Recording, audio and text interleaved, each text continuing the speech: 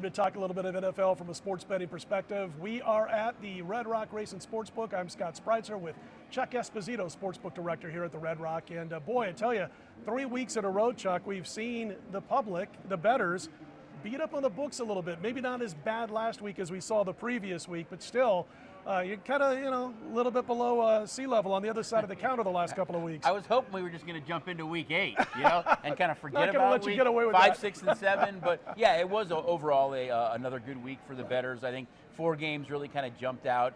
The Washington football team against Green Bay, Sure. a game that Washington should have easily covered. So many opportunities.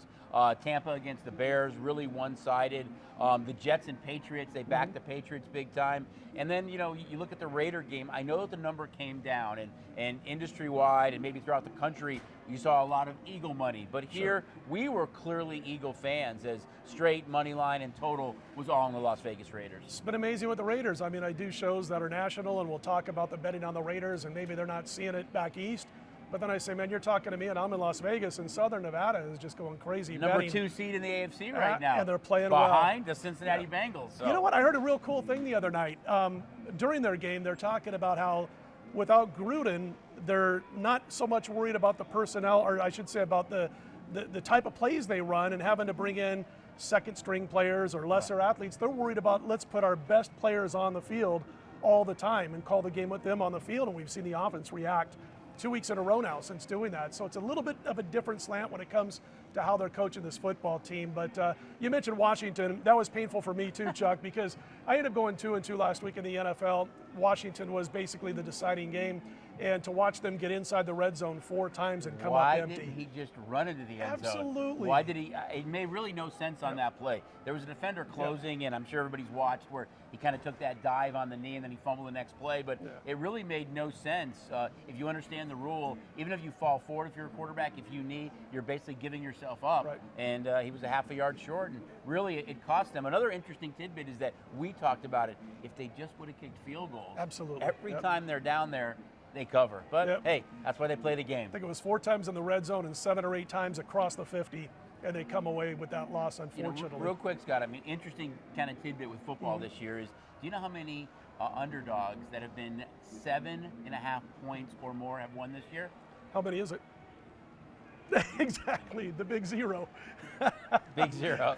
Well, it's amazing. I mean, like last week, I had a bet that I decided to make on Sunday morning on Tampa Bay. I'm not a kind of guy who lays 12.5, 13 points, 11.5 in the NFL, but I started looking at those matchups. I'm like, everything Tampa Bay does well, Chicago does poorly. Right. They got a quarterback who's not getting the greatest play calling to fit his skills. Right. Went ahead and jumped on it, but anyway, tough week last week. What are you looking at this week as far as what you need to happen? Where's the liability at the station casinos? There's a lot of action so far. You've seen it kind of across the board. Of course, the Cardinal-Green Bay game with what's going on with Devontae Adams and Lazard. Sure. You've seen that number kind of jump up. How many times do you remember Aaron Rodgers getting points like this? I know it's not the same offense they want. Interesting stat here is that the last 2 times that a reigning MVP has gone up against a team that is 7-0, they've won. One of those was Dan Marino. I don't remember the name of the other one. Rodgers is trying to be the 3rd one as a reigning MVP to knock a team off that's 7-0. If you had to bet on a guy to do it, he's not a bad guy. I would go with Aaron Rodgers myself, along with Tom Brady. That's about it,